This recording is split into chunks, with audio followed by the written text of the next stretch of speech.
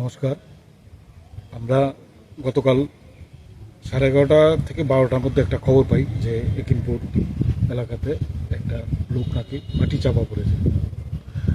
খবর পাওয়ার সঙ্গে আমরা এখানে স্পটে যাই। স্পটে গিয়ে আমরা সত্যতা পাই।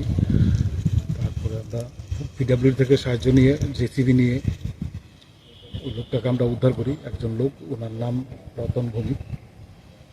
ওনার স্পটে ওনার মৃত্যু হয়। আমরা ওনার ডেড বডি রিকভারি করেছি। রিকভারি করে আমরা তত্ত্বাগোলা হসপিটালে আমরা পাঠিয়েছি। ওখান থেকে পোস্টমর্টম করার জন্য নিহানগর হসপিটালে গেছে। তারপর ডেড বডি পরিবারের সদস্যদের হাতে দিয়ে দেওয়া হয়েছে গতকালকে। ওনার পরিবারের সদস্যরা কে কে আছেন? পরিবারের 4জন সদস্য। ওনার এক ছেলে এক মেয়ে। বর্তমান মেয়ে বড়, এবার মেয়েটা ক্লাস 12 পরীক্ষা দিয়েছে এবছর। ক্লাস 5-এ পড়ে ওনার ছেলেটা। কি করতো রতন ভূমি? Ratan day labour. সরকারিভাবে ওনার কোন এখন সহযোগিতা? ডিজাস্টার গাইডলাইন অনুযায়ী ওনাকে আমাদের রিপোর্ট আসার পরে ওনার ডেথ সার্টিফিকেটের রিপোর্ট আসবে, ল্যান্ডস্লাইডে ওনার মৃত্যু হয়েছে।